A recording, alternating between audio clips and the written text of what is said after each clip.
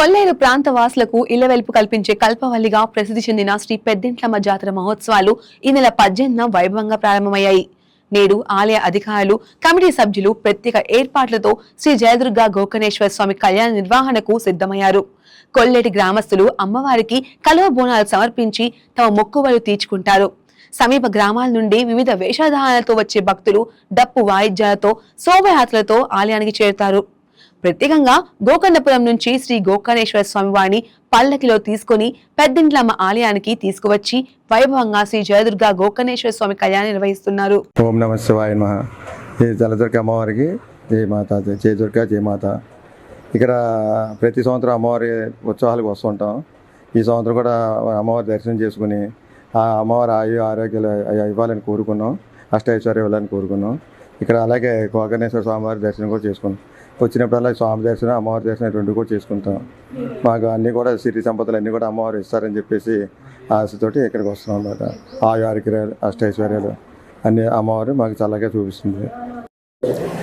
శ్రీ జలదుర్గా సమేత శ్రీ గోకర్ణేశ్వర స్వామివారి దేవస్థానం గోకర్ణపురం. ఈ స్వామివారి దేవాలయం అత్యంత పురాతనమైనటువంటి దేవాలయంగా చెప్పబడుతుంది.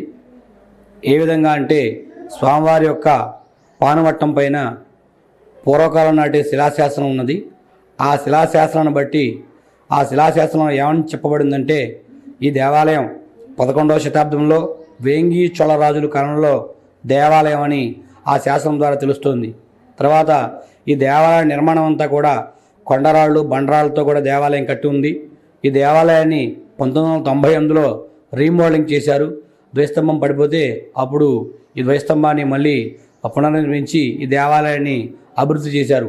తర్వాత ఈ యొక్క స్వామివారు ఈ యొక్క గోకర్ణపురంలో స్వామివారు ఉంటారు. కొల్లేటి కోటలో శ్రీ జలదుర్గ అమ్మవారు, పెద్దింట్ల అమ్మవారు ఉంటారన్నమాట. ప్రతి సంవత్సరం కూడా పెద్దింట్లమ్మ జాతరోత్సవాల్లో భాగంగా ఆశ్వీజ శుద్ధ ద్వాదశి నాడు శ్రీ గోకర్ణేశ్వర స్వామివారిని పెళ్లి కుమారుడిగా అలంకరించి ఊరేగింపుగా తీసుకెళ్ళి అక్కడ జలదుర్గ అమ్మవారి కళ్యాణ కార్యక్రమం జరిపిస్తారు. ఆ కళ్యాణం చూడటానికి ఎక్కడెక్కడి నుంచో భక్తులు సుదూరాల నుంచి వస్తూ ఉంటారు. ఈ జాతర యొక్క అన్ని రోజులు కూడా ఎంతో కోలాహలంగా ఉంటుంది. ఇకపోతే స్వామివారు చాలా మహిమగల దేవుడు. మనం ఏదైతే అనుకుని ఈ స్వామిని అభిషేకం కానీ దర్శనం కానీ చేసుకుంటామో ఆ పనులు తప్పకుండా నెరవేరుతాయని చాలామంది భక్తులు ఇక్కడికి వచ్చి చెప్తూ ఉంటారు. స్వామివారు కల్లో కనిపించి అభిషేకాలు జరిపించుకోమని ఈ విధంగా భక్తులు చెప్తూ ఉంటారు. అలా చెప్పినప్పుడు వారి యొక్క కోరికలు తప్పకుండా నెరవేరుతాయి. 28 నుండి 26వ తేదీన జలదుర్గ గోకర్ణేశ్వర స్వామివారి కళ్యాణం రాత్రి 11 గంటల నుంచి జరుగుద్ది. అలాగే అదే రోజున ఈ చుట్టుపక్కల ఉన్న లంక గ్రామాల్లో ఉన్న ప్రజల మహిళలందరూ కూడా కలువు బాణాలతో వచ్చి అమ్మవారిని దర్శనం చేసుకుంటారు. వారందరికీ కూడా దేవస్థానం మరియు దాతల సహాయంతో ఉచిత ప్రసాదం ఏర్పాటు చేయడం జరిగింది. అదే రోజున పగలు డే టైంలో మన చుట్టుపక్కల ఉన్న ఇక్కడ లంక గ్రామం నుంచి ప్రభలతో వచ్చి కూడా మగవాళ్ళు కానీ మేళతాళాలతో, డబ్బు వాయిద్యాలతో కూడా వచ్చి వారంతా ప్రభలతో వచ్చి అమ్మవారిని దర్శనం చేసుకుంటారు.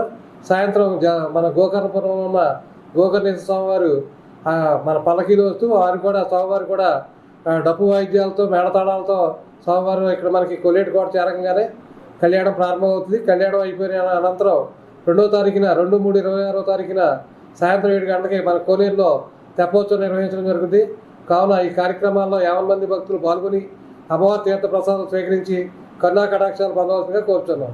ఈ వీడియో మీకు నచ్చినట్లయితే లైక్ కొట్టి షేర్ చేసి మా వైకే టీవీ ఛానల్ని సబ్స్క్రైబ్ చేయండి.